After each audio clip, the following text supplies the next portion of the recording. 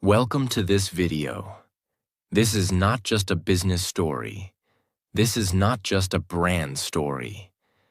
This is a story about a man who refused to watch a baby die. A man who had no idea that his simple invention would one day feed the entire world. A man whose name would become a symbol of survival, love, and later, controversy. But let me warn you. This is not a fairy tale. This is not a clean, simple path to success. This is the story of Nestlé, one of the most powerful, most loved, and most criticized companies on Earth. It began in the 1800s with one man. No money, no social media, no startup funds. Just one purpose: to save a life. And that purpose became a product. That product became a movement. And that movement became a $100 billion global empire. In this 4-part series, you'll learn everything, every detail, every struggle, every victory, and every dark chapter. I will take you inside the mind of Henri Nestlé, a man who gave the world something it didn't even know it needed. This video is not just good for learning history or motivation. This video is also great for your English, because I will tell you everything in very simple, easy English. If you are a beginner or learning English, this story will help you understand how to tell stories, how to describe people's lives, and how to talk about business and growth in a very fluent way. So you're not just learning about Nestlé, you are also training your brain to think in English. That's why this video is not just a story. It's an experience. It's a mirror, showing you how even one man with a small idea can change the world. It's a guide, teaching you how purpose is more powerful than profit. And it's a message that says to you right now, wherever you are, if Nestlé can start from a sick baby and become the biggest food company in the world, then what's stopping you from building something great too? By the end of this 4-part story, you won't just know the name Nestlé. You'll feel like you've lived his journey. And maybe, just maybe, you'll start to believe in your own. Let's begin. Part 1. One man, one formula, one life saved. Henri Nestlé was born in 1814 in a small town called Frankfurt am Main in Germany. His real name was not Nestlé. It was Heinrich Nestlé. But later, when he moved to a French-speaking part of the world, people called him Henri. His father was a glassmaker. They didn't live a rich life. In fact, they had 13 children, and only 6 of them survived. Henri learned one thing early in life. Life is fragile. He saw babies die in his own family. He saw how hard it was for poor people to keep children alive when food was limited. He was curious. He was a problem solver. He wanted to become a chemist, someone who mixes materials to create useful products. So in his early 20s, he moved to Switzerland to a city called Vevey, a place that would later become the headquarters of Nestlé. But at this point, Nestlé was not a company. It was just a man, living alone, working hard, trying to find something meaningful to do. He started with simple jobs, making oil, vinegar, lemonade, and other small products. He even worked as a pharmacist's assistant, learning how medicines were made. But inside him, a bigger dream was growing. He wanted to invent something that could truly help people. In the 1800s, many babies died before the age of 1. Why? Because not every mother could breastfeed. There were no proper formulas. There were no alternatives for babies who were too weak, too sick, or whose mothers were sick. Doctors were helpless. Families were heartbroken. One of the biggest causes of death was malnutrition. babies simply couldn't digest the food people tried to give them. Henri Nestlé saw this problem. He didn't just feel sad. He didn't just complain. He asked the most important question any inventor can ask. What if I could make something that would save these babies? He began researching, studying baby digestion, studying breast milk, testing mixtures. And then, it happened. In 1867, after years of testing and failures, Henri Nestlé invented something new. A baby food made from cow's milk. Wheat flour, but baked to remove acid that upsets baby stomachs. Sugar.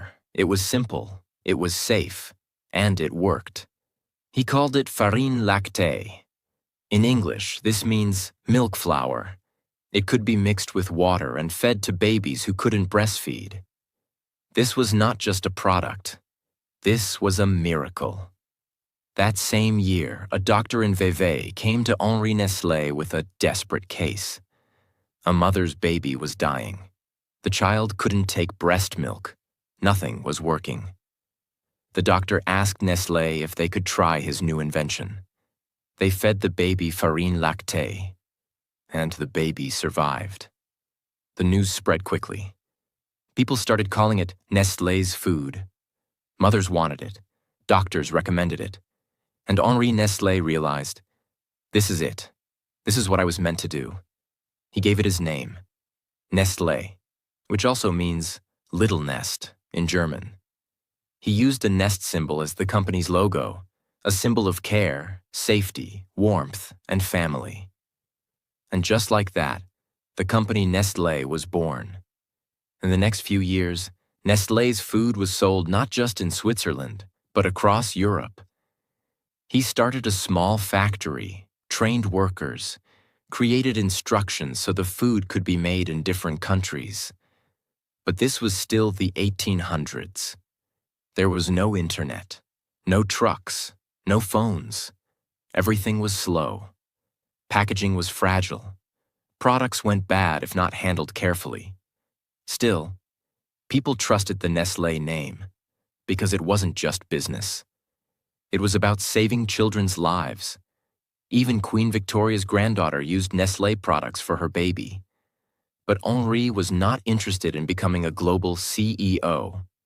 He was a scientist, a creator, a humanitarian. So, in 1875, just 8 years after starting the company, Henri Nestlé sold the business to 3 businessmen. He wanted them to grow it bigger. He didn't care about money anymore. He just wanted to see his product help more people. Henri Nestlé died in 1890. But before he passed away, he had already planted the seeds for something far bigger than himself. He proved something important. If you focus on solving a real problem, the world will listen. His baby formula saved thousands of children. His brand became a symbol of trust. And even today, 150 years later, every Nestlé product still carries his name and logo. The world was changing. The year was 1875.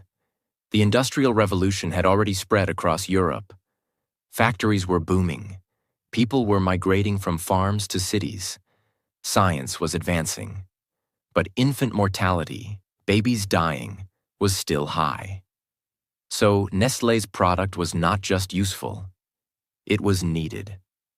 After selling his company to 3 businessmen in Vevey, Henri Nestlé quietly stepped away. He had done his part.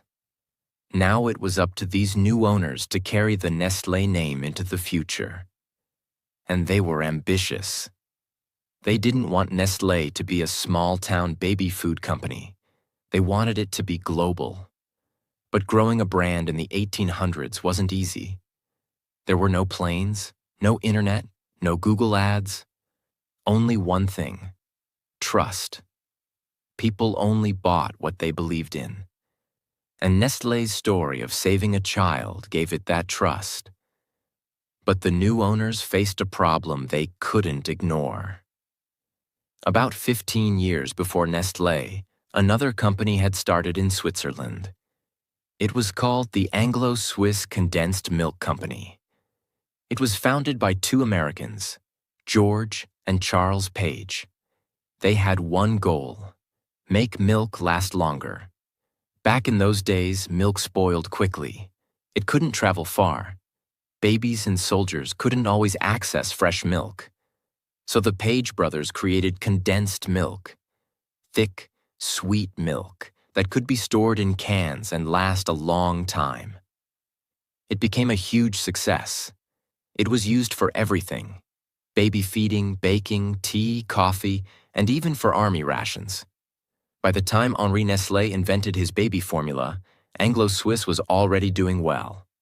Now imagine this: two companies, both from Switzerland, both trying to feed babies, both growing fast. A collision was coming, and for years, they were rivals. They competed in markets, pricing, and distribution. Sometimes, they even copied each other's products. But as the years went by, both companies realized something powerful. Instead of fighting each other, what if we join forces? In 1905, it finally happened. Nestlé and Anglo-Swiss Condensed Milk Company merged. And just like that, a new, stronger Nestlé was born, with factories in Europe, the US, Australia, South America, and Asia. Now they weren't just a baby food company, they were a milk empire.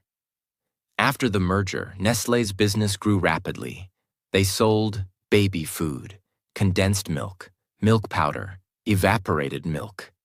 And during this time, milk was more than just a drink.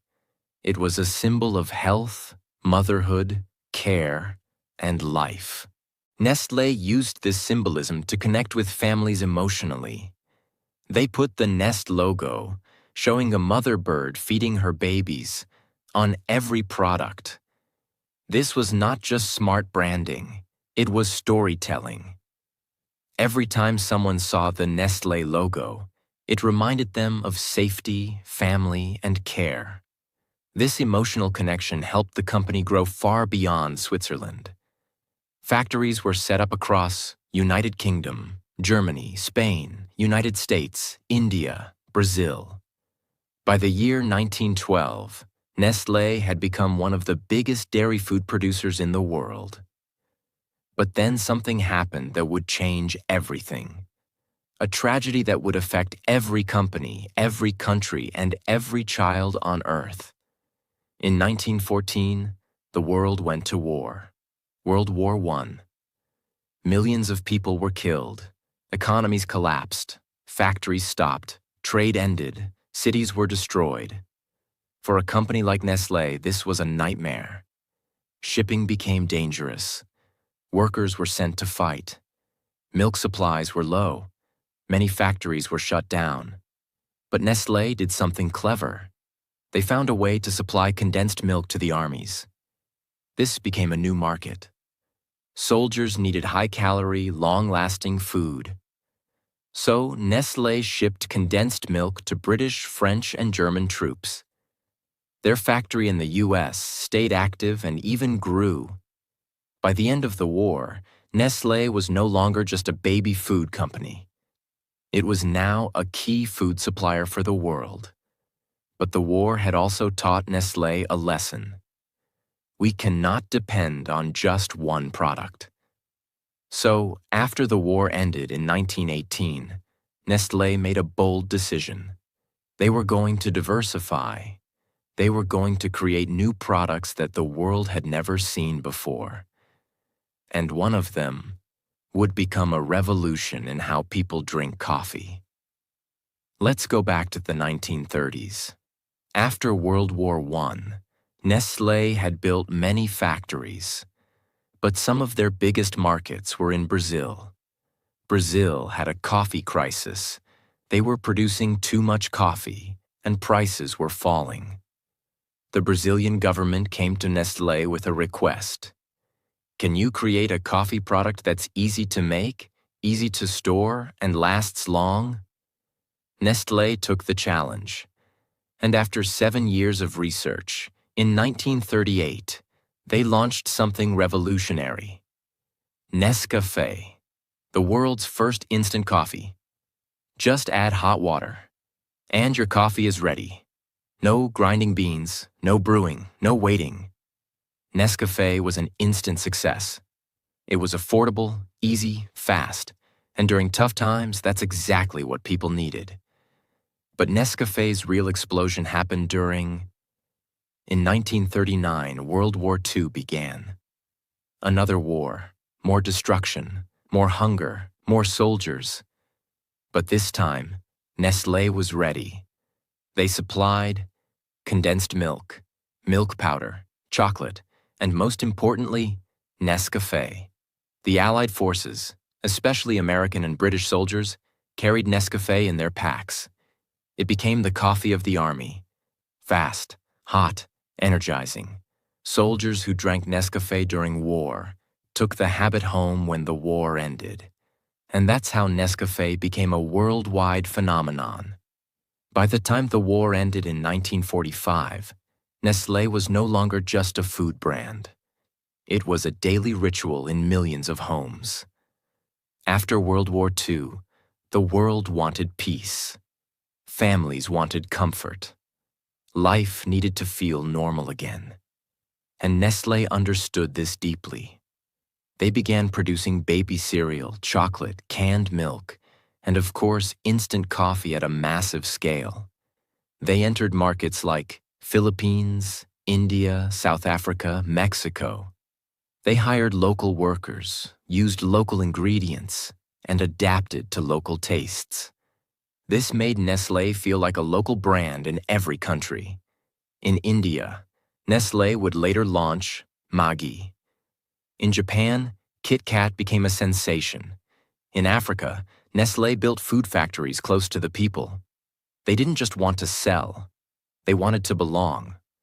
This was their power. Part 2. The Baby Formula Controversy. The darkest hour of the Nestlé empire. The 1950s and 60s were glorious years for Nestlé. Their name was everywhere. Their products were becoming emotional habits, not just items on a shelf. Mothers in Africa were feeding their children with Nestlé baby formula.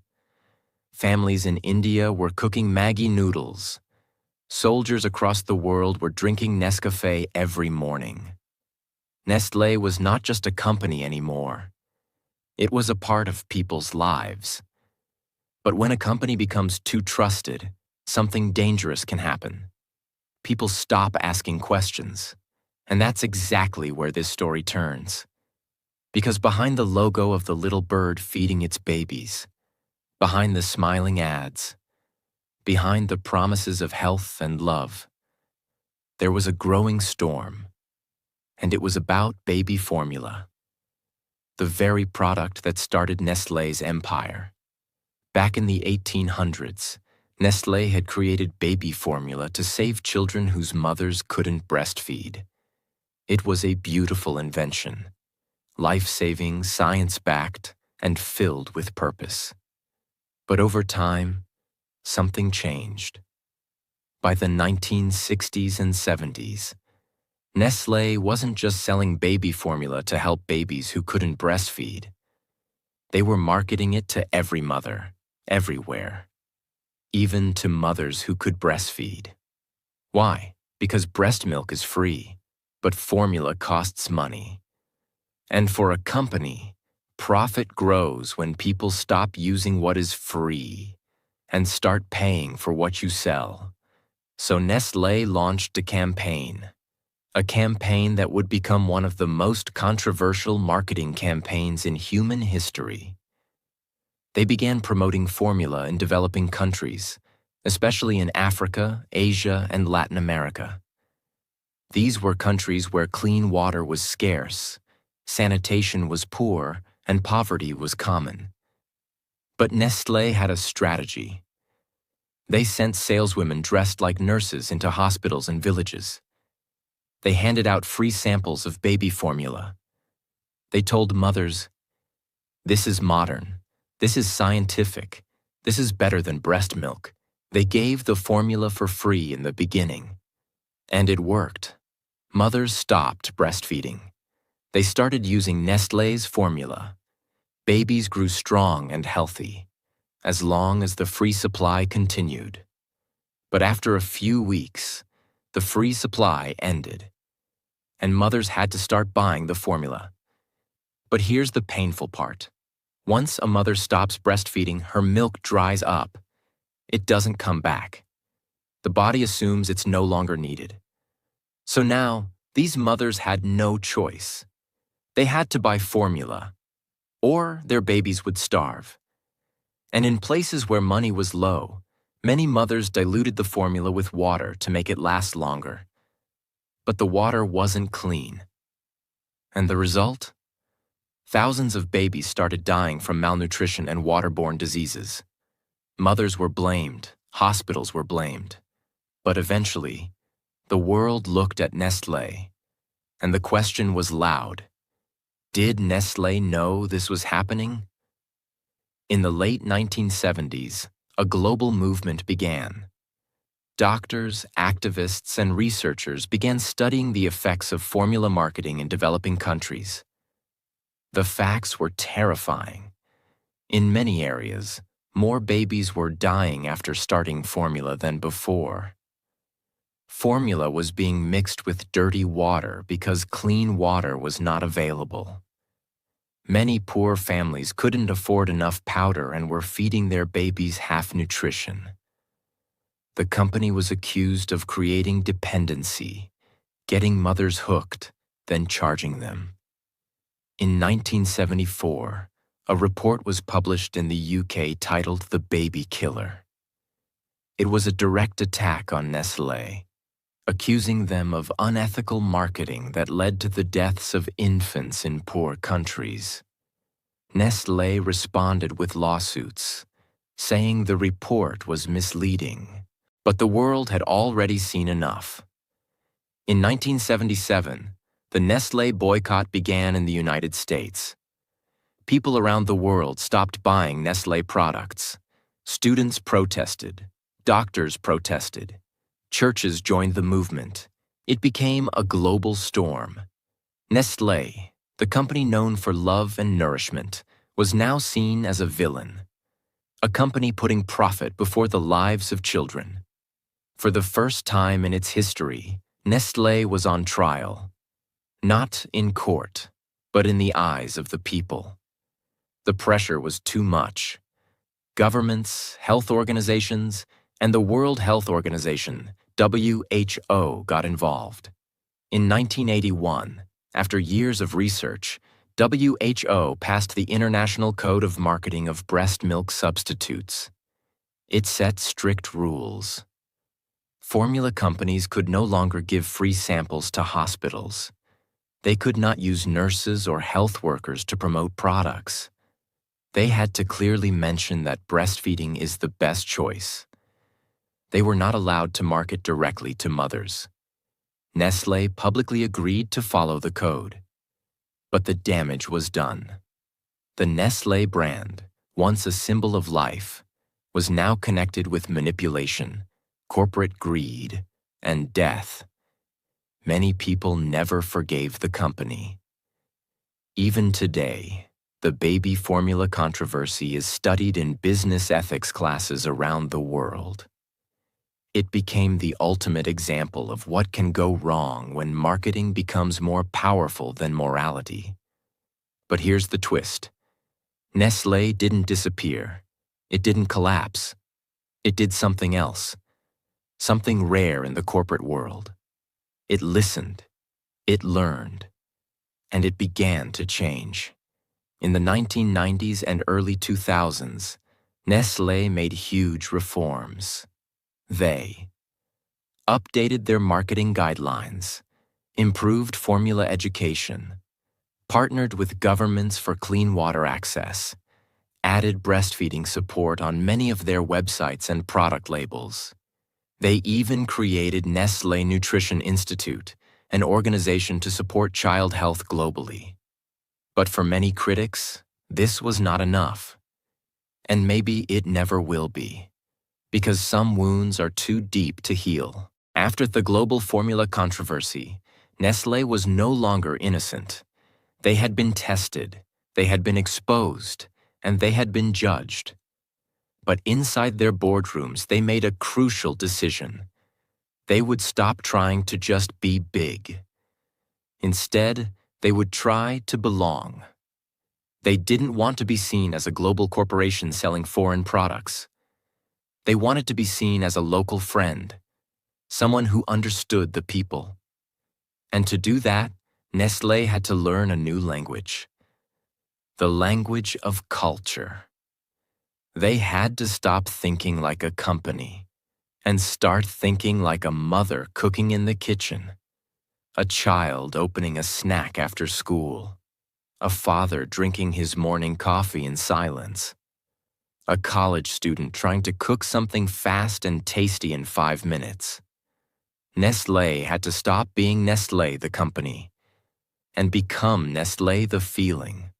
Let's start with India. The year was 1983. India was a country of deep tradition, homemade food, and strong family values. Mothers cooked everything from scratch. Instant food was not popular. But Nestlé saw something that others didn't. They saw that Indian mothers were tired. They loved their families. They cooked with care. But every now and then, they needed a break, something fast, something easy, something their kids would eat without complaining. And that's when Nestlé launched something that would become a cultural revolution: Maggi 2-minute noodles. It wasn't just a product, it was magic. Wheat noodles, a tastemaker packet, boiling water, and in 2 minutes, you had something warm, salty, flavorful, and comforting. Mothers were skeptical at first, but kids loved it. And when kids love something, mothers notice. Nestlé didn't market Maggi as a replacement for dinner. They marketed it as a helper, a break, a snack. The slogan was genius: fast to cook, good to eat. College students in hostel rooms made Maggi at midnight. People added vegetables, eggs, cheese, and made their own version. Everyone felt they had a Maggi recipe. It became more than food. It became a memory, a part of childhood, a symbol of comfort. Now let's go to Japan. Nestlé wanted to enter the highly competitive chocolate market. But how do you compete in a country that already loves its own sweets? You listen. Nestlé launched Kit Kat in Japan in the 1970s. But they noticed something fascinating. In Japanese, the phrase kitto katsu means surely win. It sounded similar to Kit Kat students began eating Kit Kat before exams, as a good luck charm. And Nestlé didn't miss the opportunity. They leaned into this cultural connection. They released limited edition Kit Kats in flavors like green tea, strawberry cheesecake, wasabi, red bean, sakura cherry blossom, over 300 flavors, each one representing a different region, season, or emotion. Suddenly, Kit Kat became a gift item, a souvenir, a symbol of good luck, not just chocolate, emotion wrapped in foil. Now let's travel to Nigeria and Southeast Asia.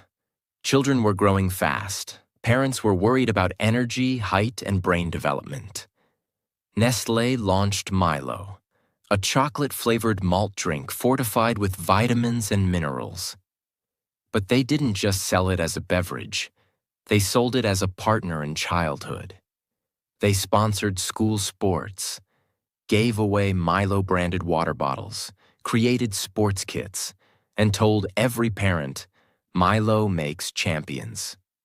In countries where health was a daily concern, Milo became a badge of responsible parenting. A child with a Milo bottle looked strong, sharp, active, and mothers loved that image. What do all these stories tell us? They tell us that Nestlé stopped selling products. and started creating moments. They realized people don't buy based on price or nutrition facts. They buy based on memory, emotion, identity, and Nestlé began designing products that fit into every emotion of life. Morning coffee, Nescafé, afternoon energy, Milo, evening snack, Maggie, post-dinner treat, Kit Kat, baby food, Cerelac, health drink, Nestlé everyday milk powder. No matter what your day looked like, Nestlé was there. Quietly, softly, comfortably, in your cupboard, in your lunchbox, in your memories. And here's what made it genius. Nestlé didn't try to be the same everywhere. They adapted to each country's culture. In Brazil, Nescau. In Pakistan, everyday milk. In the Philippines, Bear Brand. In the US, Coffee Mate, Nesquik, Gerber. In Australia, Uncle Toby's. Different names, different tastes, same emotion. This strategy was called glocalization, a mix of global vision and local flavor. And it worked. By the early 2000s, Nestlé had over 2,000 brands in more than 190 countries. They weren't just a food company. They were part of your daily life. And most people didn't even realize it. Part 3. The Global Mirror.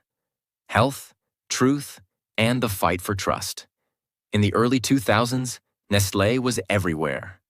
Your coffee, your water, your milk, your snacks, your baby food, even your pet food.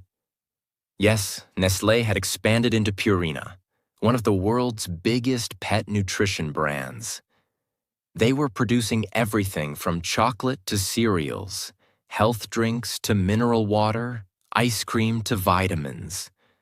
More than 2,000 brands across 190 countries. Every second, someone in the world was buying a Nestlé product. But here's the problem. The more people buy, the more people observe. The more Nestlé becomes part of your daily life. The more you start asking, what exactly am I putting in my body? And that question changed everything. Because slowly, people began to realize that some of Nestlé's most beloved products were not exactly healthy. Let's talk about sugar. Nestlé built emotional connections through food that tasted good. Really good. But that delicious flavor often came at a cost. Many of their top-selling products, Milo, Nesquik, Kit Kat, Nescafé 3-in-1, Maggie seasoning packets, cereals, snacks, were found to be high in sugar, salt, or processed ingredients. Parents started reading the back of the boxes. Health experts started doing lab tests. NGOs published reports. And suddenly, Nestlé was at the center of a new conversation. A dangerous one. The question was no longer, what does Nestlé make? It became, should we trust Nestlé with our health? In 2021, a leaked internal report shocked the world. It revealed that over 60% of Nestlé's food and drink products were considered unhealthy by modern nutrition standards, especially in countries like the US, UK, India, and Brazil. This included cereals marketed to kids, instant noodles, flavored drinks, candy, biscuits, ice cream. This wasn't a random blog or activist group. It was Nestlé's own internal document. It admitted that many of their products would not pass modern health guidelines. The same company that once stood for nourishment was now facing accusations of making people sick. But that wasn't the only problem. People weren't just questioning ingredients. They were questioning ethics. Let's talk about water. Nestlé had become one of the largest bottled water companies in the world, with brands like Perrier, Pure Life, San Pellegrino, and others. But to bottle water, you need one thing: access to water sources. In countries like Pakistan, India, South Africa, and parts of the US, Nestlé had made deals to extract groundwater at low costs, while local communities were suffering from water shortages. Villages with dry taps saw trucks full of Nestlé water bottles leaving their region. Protests erupted. Environmental groups raised alarms. Nestlé was accused of stealing water from the poor to sell to the rich. In Michigan, USA, Nestlé was allowed to pump millions of gallons of water for less than $200 a year, while nearby residents complained about low water pressure and ecological damage. And in other countries, similar stories repeated. Nestlé defended itself, saying it followed all legal rules and helped local communities too. But the question remained, should water be a business? For a brand with a bird in its logo, representing care and safety, this was a hard look in the mirror. At the same time, Nestlé faced backlash for its role in child labor in cocoa farming, especially in West Africa. Plastic waste from packaging. Greenwashing, claiming to be eco-friendly without real results. Misinformation in product marketing, like claiming nutritional benefits where there were none. Heavy lobbying against food regulations in many countries. Each controversy came with media reports, boycotts, hashtags, and public anger. And here's the thing. Nestlé was no longer facing these attacks in newspapers or documentaries. Now it was happening online, in real time, on Twitter, Facebook, YouTube, Instagram, TikTok. A single viral video could reach millions in hours. Nestlé had grown too big to hide. So what did Nestlé do? Did they ignore it? No. They responded, sometimes slowly, sometimes carefully. But they began to change. Because the truth is, you don't survive for 150 plus years by being stubborn. You survive by listening. Nestlé began launching transformation programs inside the company, reformulating products to reduce sugar, salt, and fat, increasing investment in plant-based foods, launching vegan and organic product lines, partnering with health organizations to improve child nutrition, creating clear nutritional labeling on packaging, setting goals for net zero emissions by 2050, reducing plastic use and experimenting with paper-based packaging, selling off their bottled water business in North America to focus on sustainability. They created teams specifically for social responsibility and environmental transparency. They began supporting clean water initiatives in poorer countries. They funded education programs for cocoa farmers to eliminate child labor. They worked with universities and governments to improve global food systems. In other words, Nestlé knew they couldn't erase the past, but they could shape the future. Here's what makes it so interesting. Most companies, when they're attacked, either deny or disappear. Nestlé didn't do either. They said, yes, we have problems, but we are here, and we're going to fix them. Was it perfect? No. Were people still angry? Yes. Did the media still expose their flaws? Absolutely. But Nestlé kept moving forward, changing their recipes, their packaging, their promises, and their behavior. Because they knew something powerful. People don't expect you to be perfect. They expect you to be honest and willing to grow. And that growth began showing results. In recent years, Nestlé has become a leader in the plant-based revolution. They launched Garden Gourmet, vegan meats and ready meals, Wunda, plant-based milk, Awesome Burger, to compete with Beyond Meat, natural supplements for health-conscious adults, more sugar-free and low-fat versions of old products. They created smart food labs using AI to design better nutrition. They invested in startups focused on health tech and sustainable farming. They made deals with brands that promoted mental wellness, fitness, and clean eating. In short, they went from being part of the problem to becoming part of the solution. But here's the question only you can answer. Do you trust them? Because in today's world, trust is earned every day. And Nestlé knows that. That's why they now talk less about profit and more about purpose, less about what they sell, and more about what they stand for, less about taste and more about transparency, because they understand. Parents want honest food for their children. Youth want brands that reflect their values. The world wants companies that care about people and the planet. Nestlé has learned that kindness is not just good branding. It's the only way to survive the future. So here we are. Nestlé has been loved, attacked, boycotted, and still it remains. Why? Because it adapts, because it listens, because it learns.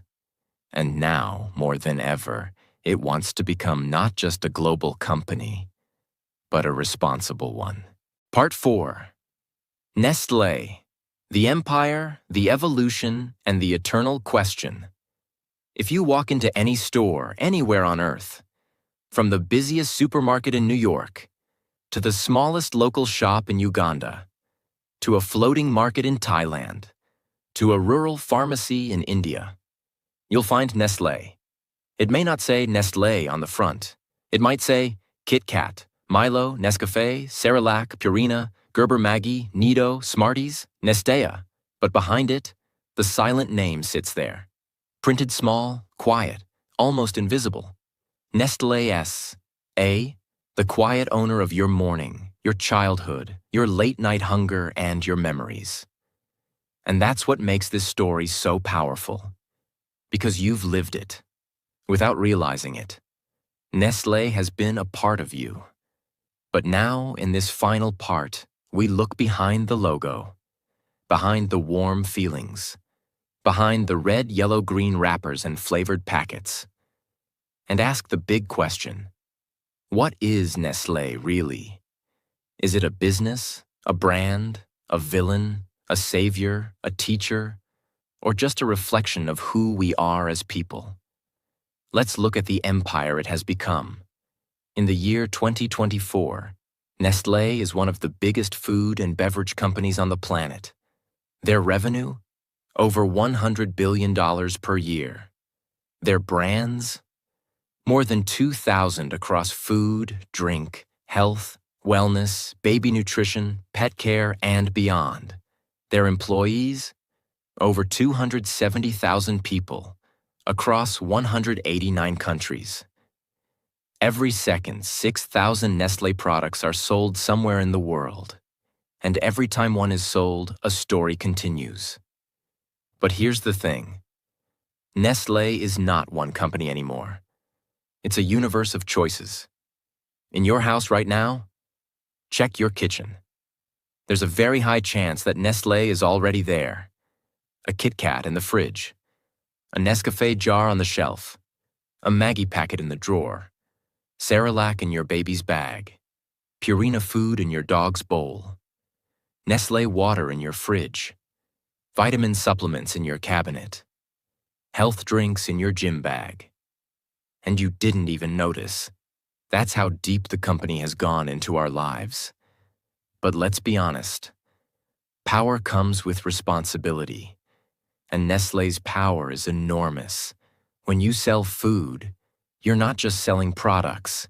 You're shaping health, habits, children's growth, and even emotions. And Nestlé has spent the last decade trying to take that responsibility seriously. Not because they're perfect, but because they finally understand something. In today's world, your brand is not what you say it is. Your brand is what the people feel when they hear your name. And Nestlé has heard both love and hate. So they're trying to rebuild something stronger. Trust.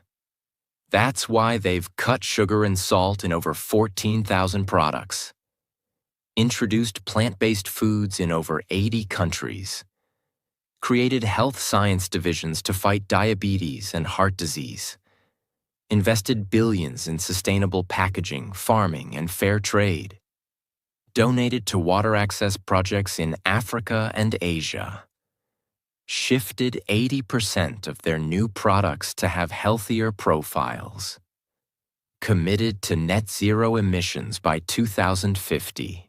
These aren't just business moves, they are survival moves, not just for the company, but for the planet. Because Nestlé knows, if they lose the people, they lose everything. And people are now smarter, more conscious, more curious, more connected. One viral video, one boycott, one report, and billions can turn away. That's why Nestlé is changing. Not fast enough for some, but faster than most. Let's go back to where it all started, to a man named Henri Nestlé in 1867, standing in a small Swiss village, holding a bottle of his new baby formula, trying to save one child's life. He didn't have factories. He didn't have data. He didn't have a board of directors. He had one thing: purpose. And that purpose became a product. That product became a company. That company became a global brand. And that brand became an empire. But empires don't live forever, unless they remember why they began. And Nestlé, at its best, is a reminder of something deep, that if you care enough to solve a real problem, you might just build something that feeds the world. But Nestlé, at its worst, is also a warning that even the most beautiful mission can become dangerous when it forgets the people it promised to protect. This is what makes Nestlé's story so human. It is not a straight line. It is a circle of creation, mistake, growth, and healing. Just like you. Just like me. Just like all of us. So what's next for Nestlé? It's no longer just about food. Nestlé is now entering the world of nutrition science, gut health, mental wellness, supplements, brain-boosting ingredients, protein innovation, meat-free future, AI-powered recipe personalization. They're working with doctors, researchers, food scientists to build the future of human health.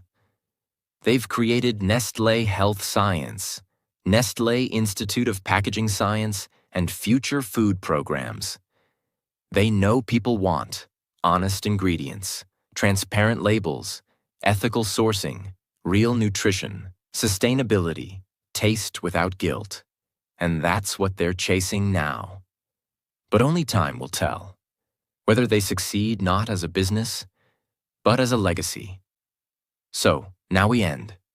Nestlé, a name that once saved a baby, now feeds the world. A brand that has brought smiles, comfort, controversy, and courage. A company that has been called both angel and enemy. But one thing is clear. Nestlé is not going anywhere. Because it is not just a name. It is a story. A story of invention. A story of trust. A story of power. A story of mistakes. A story of healing. A story of hope. And now, it's part of your story too.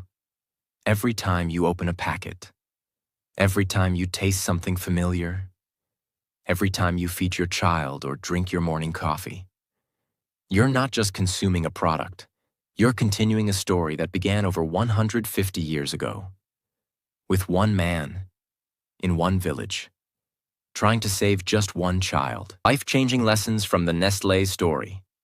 1. Purpose is more powerful than profit. Henri Nestlé didn't start a company to get rich. He created something to save a child's life. That purpose gave birth to a legacy. The lesson? When your mission is rooted in service, not ego, your impact lasts far longer than money ever can. 2. Solve a real problem, and the world will follow you.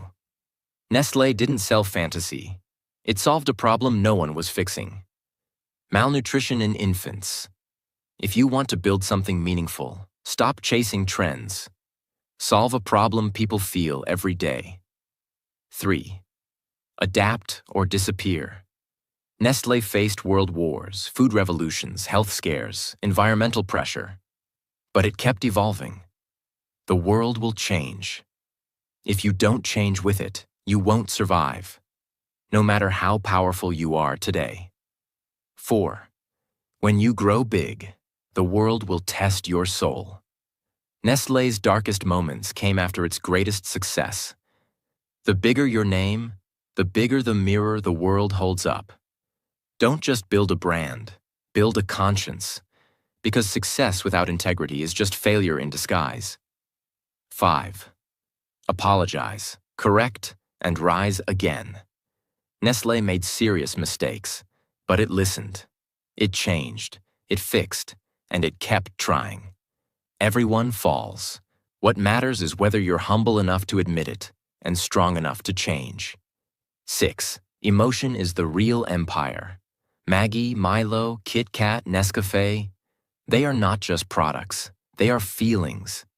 If you want people to remember you, don't just enter their wallet, enter their memories. 7. Your story is stronger than any ad. Nestlé's real marketing was never a billboard. It was the story of a man trying to save a baby. If you want people to trust you, tell them the truth and let your story do the talking. 8. You don't need to be perfect. You just need to grow. Nestlé has been loved, hated, doubted, forgiven. But it kept growing. Don't aim to be flawless. Aim to be better than yesterday.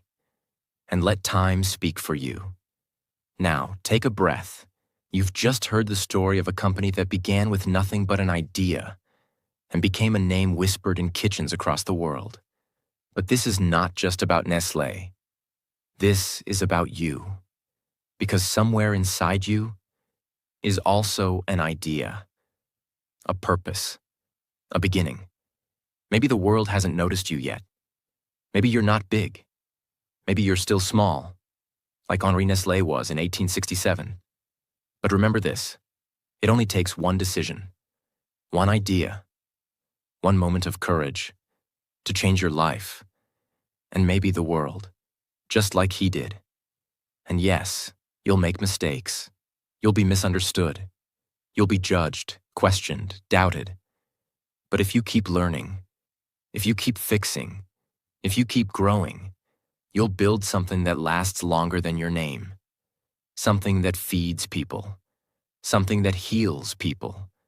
Something that stays. So take this story and make it fuel for your own. Because maybe, just maybe, the next Nestlé is watching this video right now. If you felt something today, if this story taught you something, if it helped your English, if it moved your heart, if it inspired your mind, then don't leave empty-handed. Subscribe to this channel right now. Because we're not just telling stories. We're building a community of people who want to learn, grow, and leave a mark on the world. In simple English, with powerful messages and unforgettable truth. Join us. Your journey starts now. Thank you for watching. See you in the next story. Until then, stay curious, stay kind, and keep growing. Subscribe now.